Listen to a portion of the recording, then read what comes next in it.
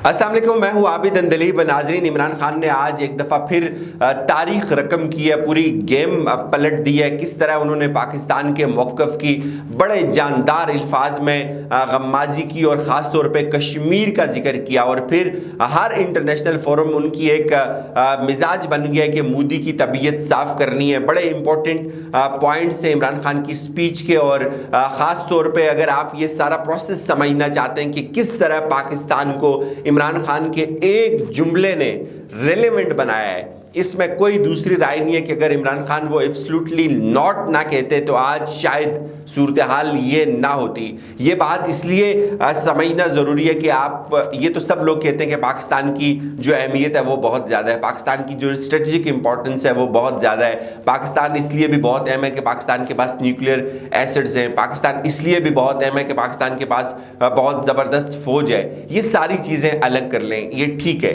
ये हकीकत है। लेकिन यही पाकिस्तान इससे पहले दूसरे फैसले करता था। यही पाकिस्तान अमेरिकन कैंप में रहा। यही पाकिस्तान हमेशा अफगानिस्तान के अंदर सोवियत यूनियन के खिलाफ जंग का हिस्सा बना। तो पाकिस्तान ने अब जो एक पैटर्न अपनाया है और अब जो एक फॉरेन पॉलिसी अपनाई है वो बहुत ज़्यादा डिफरेंट है। आप अगर ये बात सोचें सिर्फ एक लम्हे के लिए कि अगर इमरान खान एब्सोल्युटली नॉट ना कहते, जब अमेरिकन पाकिस्तान से ये रिक्वेस्ट कर रहे थे कि आप हमें अड्डे दें और हम उन अड्डों से बमबारी करेंगे अफगानिस्तान के अंदर, तो क्या ये पॉसिबल था तालिबान के लिए कि वो इतनी आसानी से काबुल का कंट्रोल हासिल कर सकते?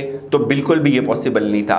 अब ये अमेरिका को जो शिकस्त हुई, इसमें बहुत बड़ा किरदार पाकिस्तान का है, पाकिस्तान के उस एक जुमले का है जिसमें उन्होंने कहा कि एब्सोल्युटली नॉट, हम आपकी किसी भी क्राइम का हिस्सा नहीं बनेंगे। हम पार्टनर इन पीस तो हो सकते हैं लेकिन पार्टनर इन कन्फ्लिक्ट नहीं हो सकते। और इसके बाद क्या हुआ, इस एक जुमले से अमेरिकन पीछे चले गए। उनको इदराक हो गया कि अब इमरान खान ने कोई बात नहीं माननी। उनको इदराक हो गया कि अब पाकिस्तान के बगैर वो अफगानिस्तान को दोबारा फतह नहीं कर सकते, पाकिस्तान की मदद के बगैर वो अफगानिस्तान में जीत नहीं सकते।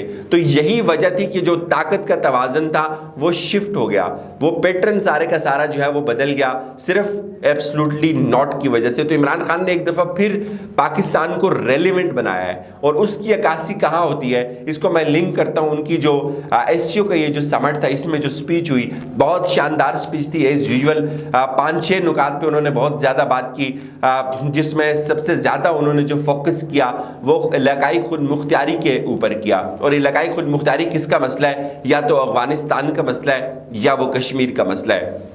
आपको पता है एससीओ के जो मेंबर ममालिक हैं, इनका हर साल ये इजलास होता है और इसमें जो इलाकाई जो सूरत हाल है उस पर बात की जाती है। पहले ये अलायंस जो था वो कुछ मुल्कों का था, उसके बाद फिर पाकिस्तान को भी इसमें ऐड कर दिया, इंडिया को भी इसमें ऐड कर दिया। लेकिन अब जो इसमें इमरान खान की प्रेजेंस है, ये एक इंटरनेशनल लेवल का जो प्लेटफॉर्म है, इसमें बहुत ज़्यादा मानी रखती है।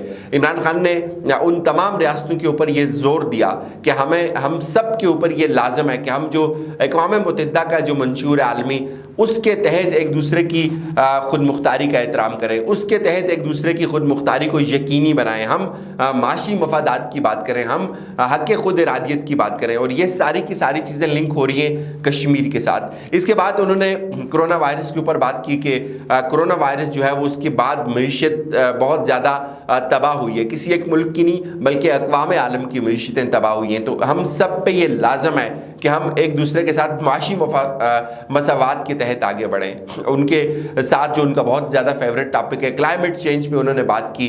ये जितनी भी बातें जब हो रही थी तो आपको जो एंटी पाकिस्तान नैरेटिव फैलाने वाले और मोदी और उसके हवारी हैं, उनकी हवाइयाँ उड़ती हुई नज़र आती हैं, वो परेशान हाल नज़र आते हैं।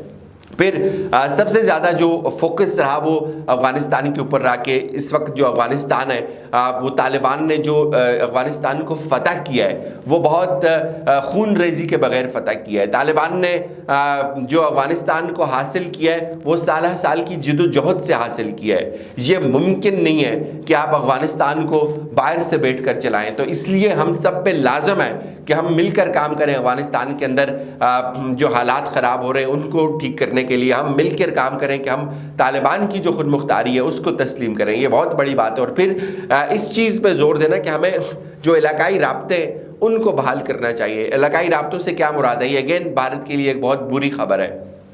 علاقائی رابطوں سے یہ مراد ہے کہ پاکستان کا جو تاجکستان کے ساتھ پروجیکٹ چل رہا ہے، پاکستان اس وقت افغانستان کو سی پیک کے اندر شامل کر رہا ہے، جتنی بھی سینٹرل ایشیا کی ریاستیں ہیں یہ ون بیلٹ ون روڈ کے انیشیٹو کے تحت ایک دوسرے کے ساتھ کنیکٹ ہو رہی ہیں، ان کی کنیکٹیوٹی بحال ہو رہی ہے۔ علاقائی رابطوں کا یہ مطلب ہے کہ ون بیلٹ ون روڈ جو ہے وہ سینٹرل ایشیا کو پھر یہاں سے یورپ اور افریقہ تک ایک کنیکٹیوٹی کا ایک سیف روٹ دیتا ہے، اس میں گوادر کی امپورٹنس بہت زیادہ ہو رہی ہے۔ تو ہر اعتبار سے پاکستان کے لیے یہ ایک ون ون سچویشن ہے۔ آج تک اگر پاکستان آگے نہیں بڑھ پا رہا تھا تو اس میں ایک بہت بڑا رول جو انویڈرز تھے، جو امریکنز تھے، جو پرو امریکن رجیم تھے افغانستان کے اندر، ان کا تھا۔ پاکستان پچھلے 20 سال ان سے نبرد آزما رہا، اور اب یہ راستہ چونکہ صاف ہو رہا ہے، اب طالبان پاکستان کو یہ گارنٹی کر رہے ہیں کہ اب ہماری زمین آپ کے خلاف استعمال نہیں ہوگی، اب ہماری زمین ہندوستان کی پراکسی نہیں بنے گی، اب وہ جو ہندوستان افغانستان سے بیٹھ کر پاکستان کے اندر دہشت گردی پھیلاتا تھا، اب وہ سلسلہ رک جائے گا۔ تو اس لیے پاکستان کی انرجی شفٹ ہو جائے گی ایک بیٹر فیوچر کی جانب، اور ہماری جو فوج ادھر انگیج کر کے رکھی ہوئی تھی اس بارڈر پہ، اس کی توجہ بھی اب آہستہ آہستہ اس سینٹر کی طرف آئے گی اور کشمیر کی طرف آئے گی۔ تو یہ ایک بہت بڑی ون ون سچویشن ہے اگین پاکستان کے لیے، کہ افغانستان اگر سیف ہو جاتا ہے اور تمام ممالک افغانستان کو سکھ کا سانس لینے دیتے ہیں تو یہ سب سے بہتر اور سب سے فائدہ مند جو ہے وہ پاکستان کے لیے ہوگا۔ پھر نوجوانوں پہ انہوں نے بات کی، اور اس میں بھی میں یہ سمجھتا ہوں کہ ان کا زیادہ فوکس جو تھا وہ افغانستان کے اندر کی جو یوتھ ہے جو اس وقت اپنے ملک کو چھوڑنا چاہ رہی ہے، جو 20 سال سے جس نے تباہی اور دہشت گردی دیکھی ہے، تو پوری دنیا کو یہ بتانا تھا کہ ہمیں یوتھ کے اوپر کام کرنا چاہیے، اور یوتھ ہمارا بہت بڑا ایسٹ ہے۔ اس پہ پھر جو چائنا کے صدر ہیں ان کی بھی سپیچ تھی، وہ بھی بہت امپورٹنٹ سپیچ تھی، اور اگین انہوں نے بھی فوکس کیا کہ ہمیں افغانستان کے اندر جو ہے وہ مل کر کام کرنا ہے، افغانستان کے لوگوں کی مدد کرنی ہے، اور چائنا اس بات کو بہت بخوبی سمجھتا ہے کہ کیوں ضروری ہے اس وقت افغانستان کی مدد کرنا، کیوں ضروری ہے افغانستان کو ری بلڈ کرنا۔ اگر چائنا افغانستان میں نہیں آتا تو اگین امریکہ آئے گا اور یہ اسپیس خالی رہے گی۔ تو اس لیے چائنا کے لیے تو بہت اچھا ہے کہ چائنا ریپلیس کرے امریکہ کو افغانستان سے، چائنا ریپلیس کرے انڈینز کو افغانستان کے اندر سے۔ تو چائنا کا تو راستہ صاف ہے، ان کے معاہدے ہو رہے ہیں، طالبان ان کے ساتھ وزٹ کر رہے ہیں، اور اس سارے عالم میں آپ کو سب سے زیادہ جو کرائسس میں اور لوزر نظر آتا ہے وہ ہندوستان اور مودی نظر آتا ہے، اس کی پالیسیز نظر آتی ہیں۔ یہ بہت زبردست ایونٹ تھا، لیکن وہیں پہ کچھ لوگوں نے بہت زیادہ شور مچایا کہ جو نیوزی لینڈ کی ٹیم تھی وہ واپس چلی گئی۔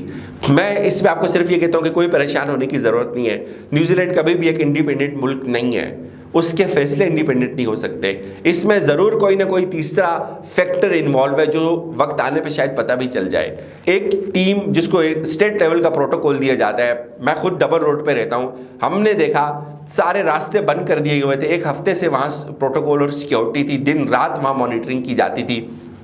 کہیں دنیا میں اتنا پروٹوکول نہیں دیا جاتا، ان کو پروٹوکول دیا گیا، 4 دن وہ وہاں پریکٹس کرتے رہے، ہم نے خود دیکھا سارے راستے بند تھے، اور اچانک جب ٹاس ہونے سے کچھ لمحے پہلے انہوں نے اپنا فیصلہ تبدیل کر لیا۔ تو یہ ایک پلان تھا، اس میں کوئی پریشان ہونے کی بات نہیں ہے۔